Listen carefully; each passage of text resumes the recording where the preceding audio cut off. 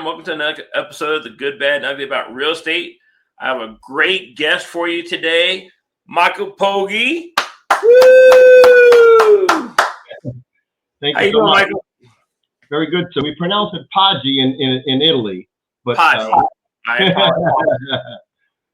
Thank you. Getting that right is very important to me, Poggi. Sorry about that. All right. So, to the audience, me and Michael are new friends. Actually, we're getting to know each other as we speak. So I'll just not give you the floor, Michael. Can you please share with everybody who you are and your real estate journey? Thank you so much. So I am a full-time real estate investor, and I live in South Florida near Fort Lauderdale in a town called Davie. And my wife and I have two beautiful young boys, a 3-year-old and a 5-year-old. And our passion is animals. So we happen to have our own private rescue facility and zoo in our backyard, where we have hundreds and hundreds of animals, including monkeys and lemurs and alpacas and sheep and goats and turkeys and chickens, peacocks, ducks, geese, pheasants, and much, much more. And so we actually have rescued quite a few animals over the years, where we end up taking them to events. So we do events in South Florida, like schools and summer camps, to educate kids about animals. And we also do corporate events, things like that. But obviously, that's a good hobby, but the way to pay for all that is through investing in real estate. So, real estate makes the money, and having the zoo and rescuing animals is more like a labor of love. But, if anyone's ever visiting Fort Lauderdale and wants to get to know me better, our zoo is not open to the public, but if we become friends, we'd like to have you come and visit. So you're always welcome, Jose, to come here and spend time with my family and see all of our private collection of exotic animals and all the things we've rescued over the years. I like that. Appreciate it.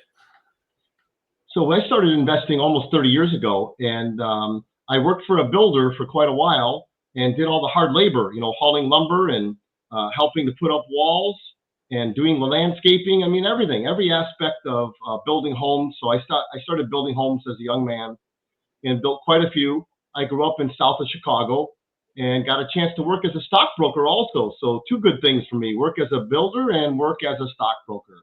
And I learned early on that people that have stocks and mutual funds don't always get ahead fast enough to retire, but also many of them just end up breaking even or losing money, because some stocks will go up, some stocks will go down, or some mutual funds will do well and some mutual funds will not do so well. So when you average it all out, a lot of people only make maybe 6 or 8 or 10% return on their money if they're lucky, and they find themselves getting to an older age, like 50, 60, or 70 years old, and still not having enough money to retire, and they're disappointed.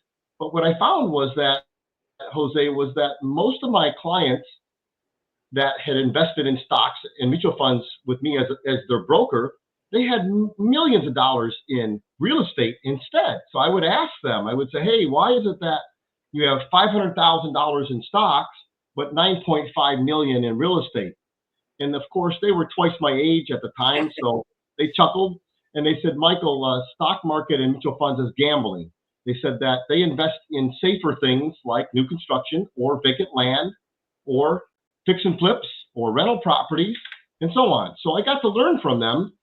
And as I grew as a broker, I was able to become an owner of a brokerage firm. So I had a Series 7 and 24. And eventually, I got to learn so much from my clients that I went ahead and started doing a lot of real estate deals. But I learned a lot about vacant land. That was one of my fascinations, was how to buy vacant land and how to make money with it. Because vacant land has no headaches, meaning there's no construction, no tenants, no upkeep.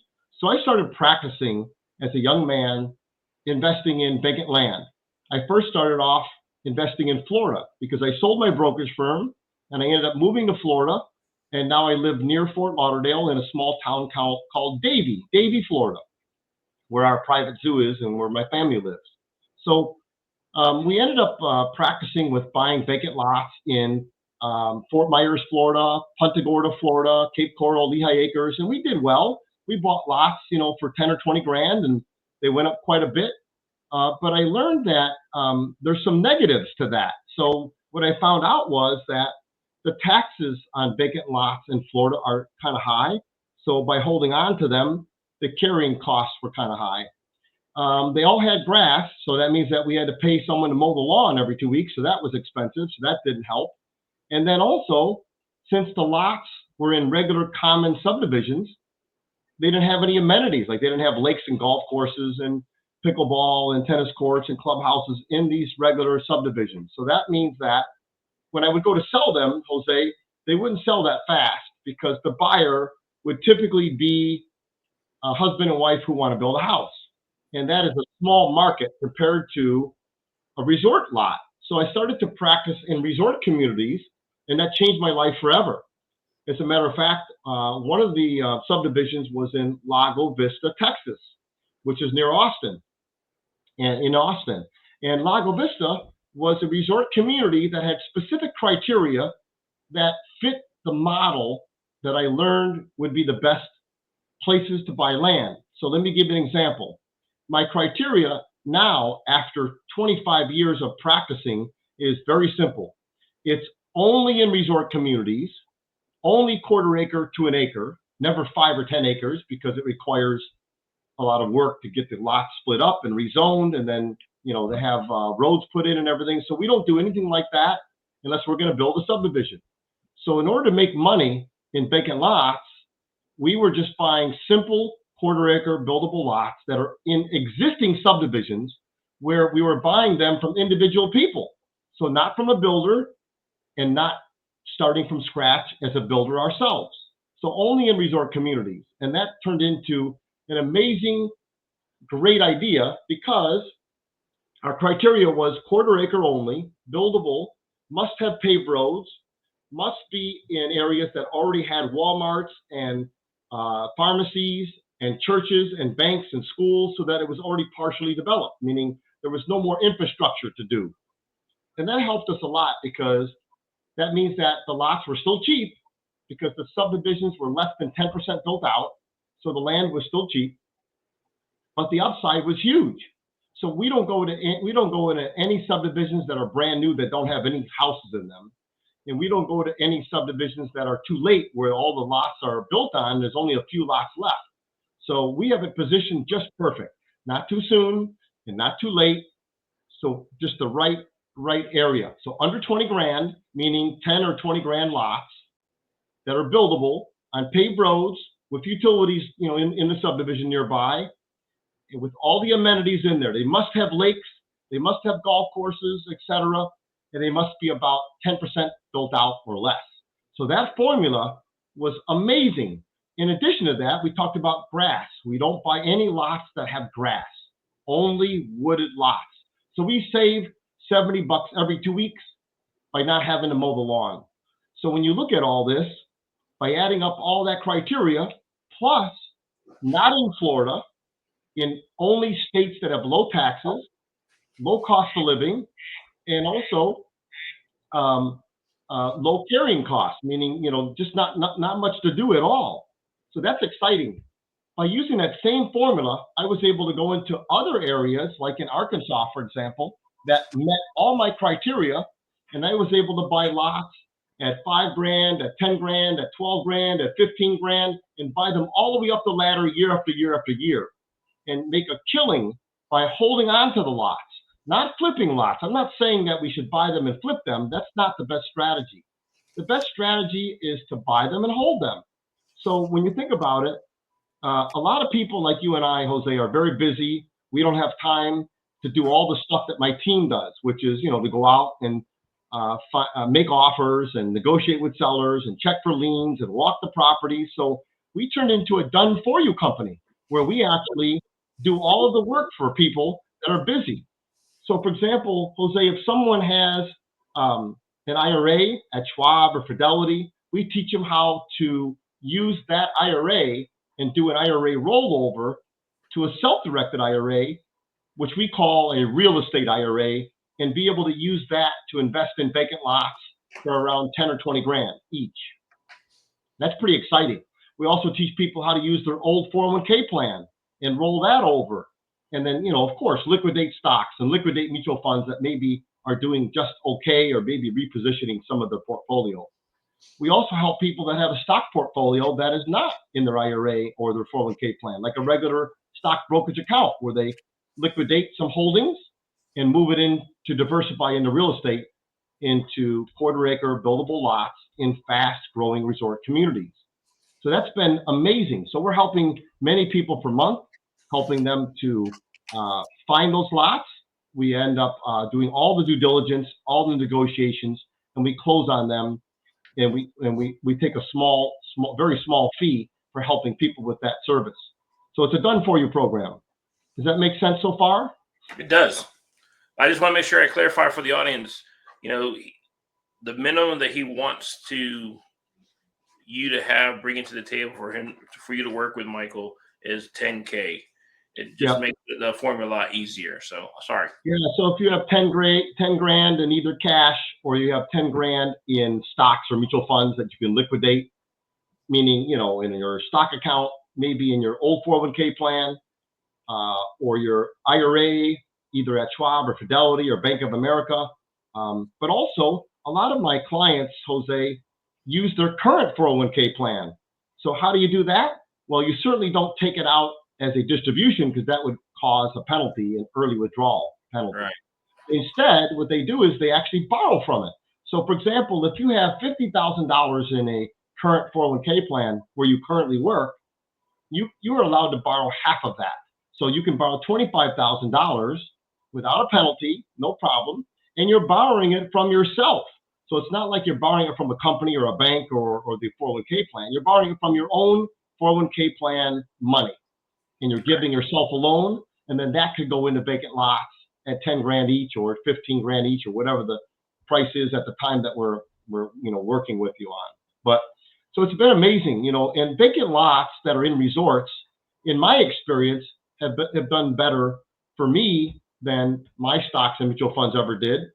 And they seem to do better because there's so many amenities in there: lakes, golf courses, pickleball, swimming pools, clubhouses. And therefore, the buyer of the lots from you and I later could be someone that just wants to buy it to use the amenities rather than just build a house. So that's quite significant. So if you have a buyer's a list of people that would like to buy your lots just to own as an investment or to build a house later, that's better than a common boring subdivision where they buy a lot just to build a house. So the market is way bigger for resort properties than it would be for regular properties. Does that make sense? Yeah, I like the idea that you leverage the amenities too, because that's a little niche. Absolutely. What other thoughts do you have? Any other questions you can think of for me? Yeah. So you talked about vacant lots. So what are the main benefits of investing in a vacant lot compared to other asset classes? Yeah. So when you think about it, we all have choices. We can do fix and flipping. We can do Airbnb. We can do self-storage. We can do apartment buildings, new construction. And I've done quite a bit of those. But for me, the vacant lots were the easiest because there's nothing to do. In other words, there's no grass to cut. There's no tenants. There's no upkeep, no repairs, no maintenance. Basically, you're buying a lot or multiple lots and holding on to them for long term because they probably will go up in our lifetime. As a matter of fact, when you look at the risk of mutual funds and the risk of stocks, it's usually quite high, meaning that you could lose half your portfolio from one news announcement, whether it's a COVID or our president gets assassinated, or we have a war or something that goes wrong. The stock market can get hit and hurt really bad, and your portfolio could drop in half quite easily and may never recover. We don't know that. Right. What I found is that real estate has many more advantages. Not only can you sell your land on terms when you go to sell it, like I have. So let's say, for example, you bought a piece of land at 10 or 20 grand, and 10 years go by and it's worth 50 grand or 80 grand. When you go to sell that lot, you can sell that lot on terms, meaning sell the lot to someone who would make you payments and you can become the bank. You can do that in your IRA, you can do that in your LLC, and you can collect passive income. And so that's what I did for many years, was bought land, hold on to it for quite a few years, and once it doubled or tripled, then sell it on terms and get paid twice. Not only the profit, but also the interest income of 10% or 11% interest over 5 or 7 year loans. So I actually was able to become the bank in my self-directed Roth IRA tax-free. So every penny that I made coming in from people making payments to me for my land was able to make me huge amounts of passive income. And this is what I teach people, and I consult with people to help them with this whole process, is how to buy vacant lots, how to make land cash flow, and how to do all of that either in cash or using your LLC or your IRA or your old 401k plan or your current 401k plan. Those are just some examples of how I've been able to help investors to get ahead. So when you think about it, if the downside of the stock market is huge, like 50% or more in most cases, what's the upside of holding mutual funds? What do most people make on mutual funds? Is it 5%, 10%? Usually probably between 8 or 9% is what I've seen. But in general, that is not a great upside for such a small downside. When you think about it, can you imagine trying to make 6 or 8% a year, but the downside is half or more? Those are not good odds. So people need to consider that just because everyone we know invests in stocks and mutual funds doesn't make it right. Because the wealthiest people that I know only have 5% or less of their money in the stock market, in stocks or mutual funds, and 95% of their money in real estate, because there's so many exit strategies. For them, it's been safer for them, for those investors, and has given them more upside. So with vacant lots, there's nothing to do but buy them and hold them, and that takes the place of your mutual funds. That takes the place of your stocks that you're going to hold for long term anyway. Right. So when you buy mutual funds, Jose, you don't buy them and flip them the next year and flip mutual funds every year.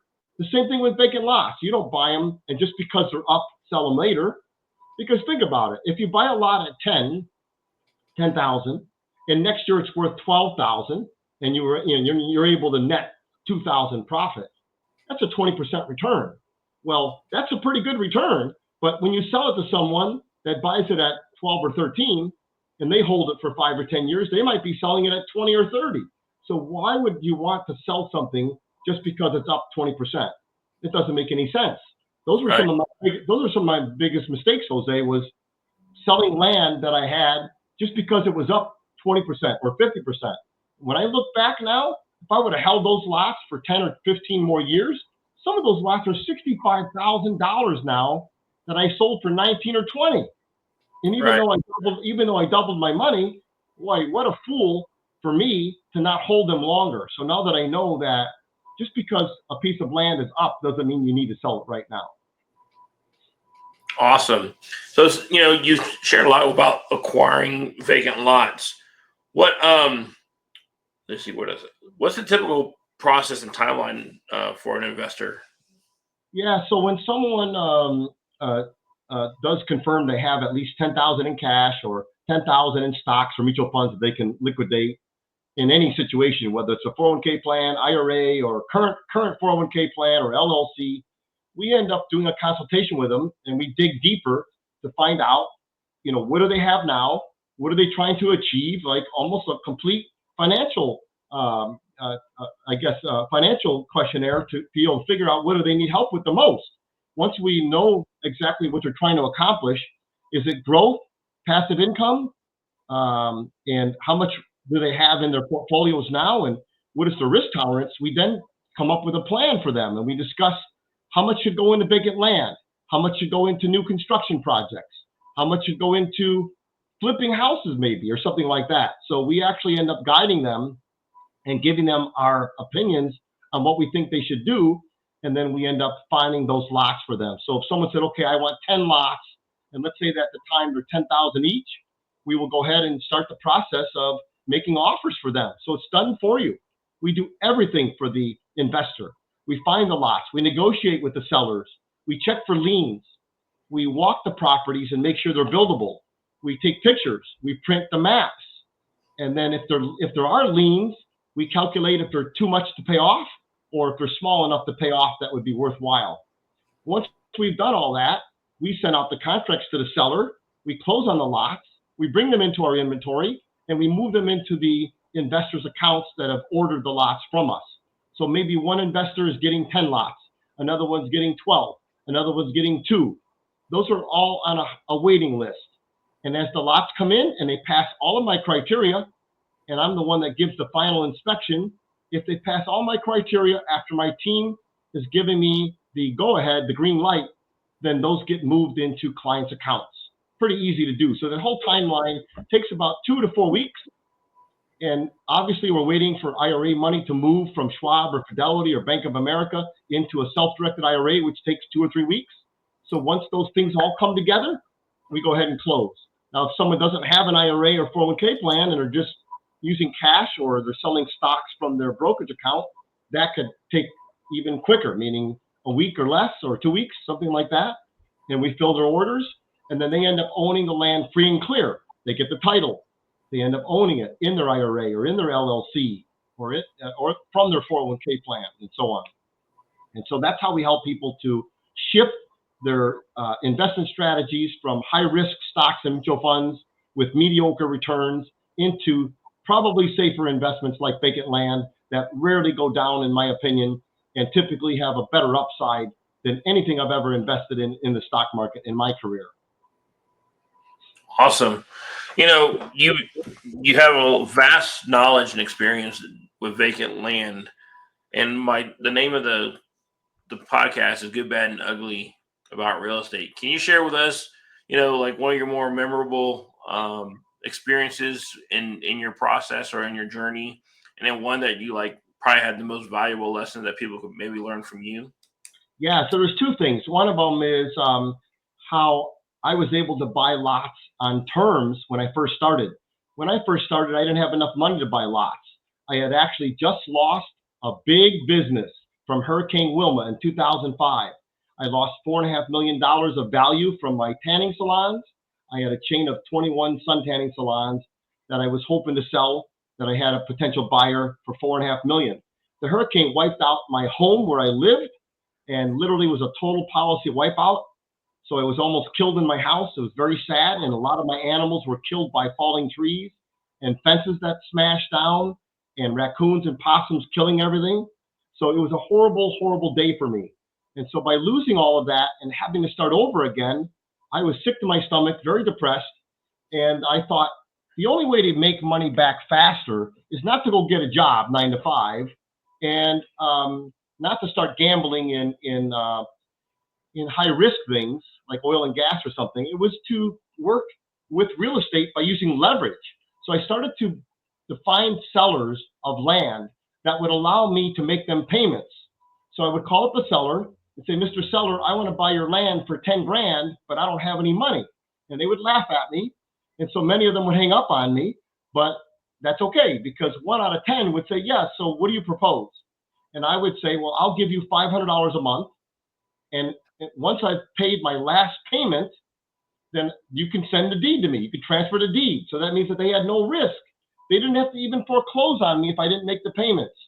So that means that the seller could collect an income from me at 10% interest and not have to worry about if I didn't make any payments, because they can then just take the land and resell it without foreclosure.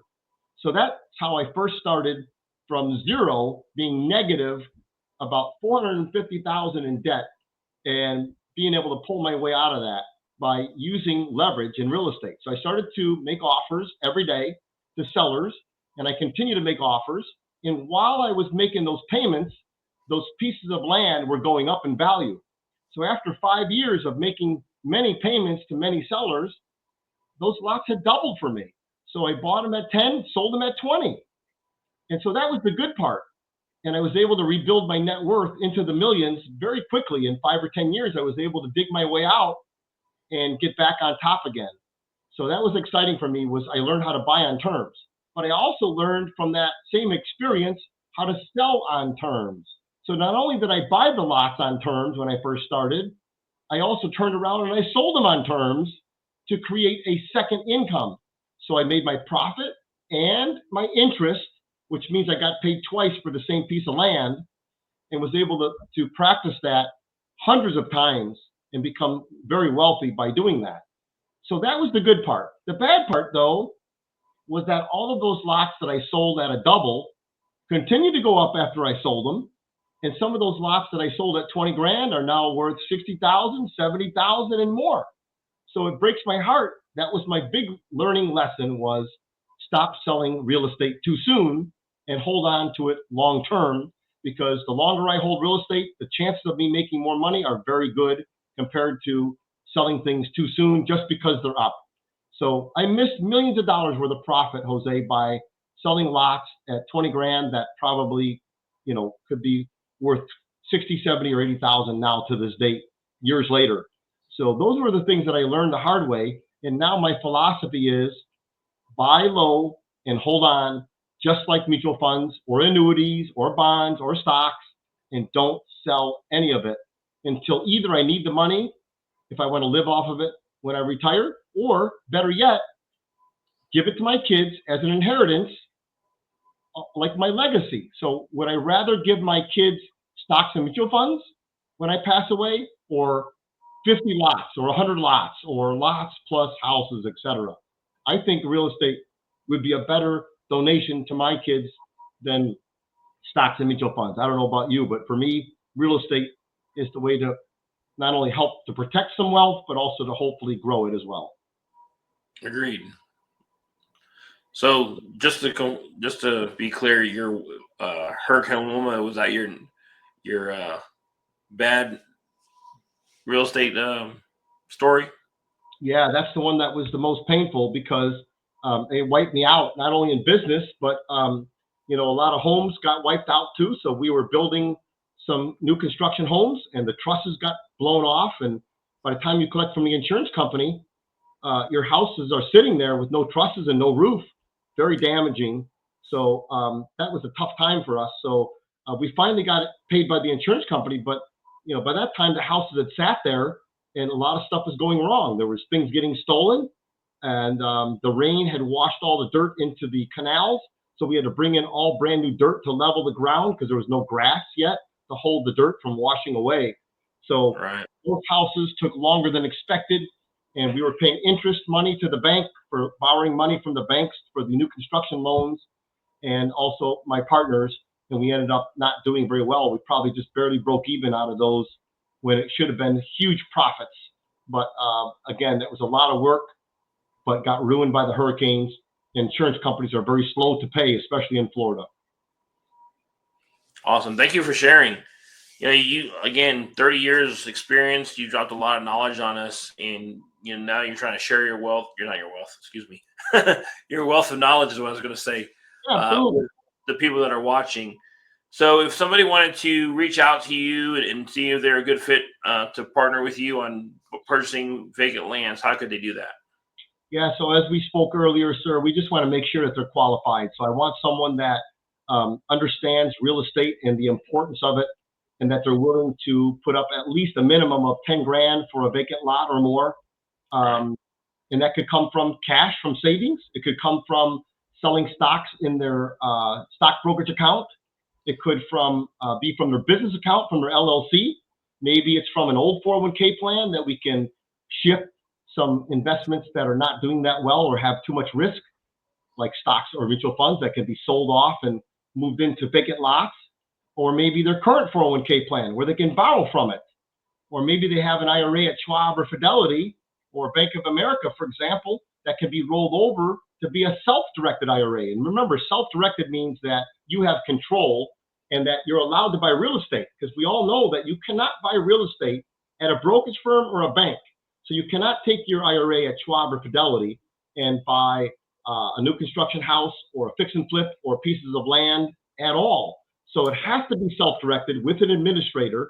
And that's a simple move. It's a sideways lateral move, which moves people from where they're at now into a self-directed real estate IRA, which gives them the ability to start to diversify into great real estate strategies. So once I learn about the person's risk tolerance and their goals, are they trying to make passive income? Are they trying to make appreciation? Then we can come up with a plan and discuss, how many lots should they own? Should they own new construction? Should they own fix and flip properties or rental properties? And once I have a good understanding of that, I can be an expert consultant to help them with great ideas. So the way to do that would be to first make sure you qualify and then hop on my calendar, which is www.meetwithmichaelpodgy.com. So you can see it here. My name is spelled Michael, Michael, and then Poggi, Podgy. So meetwithmichaelpodgy.com.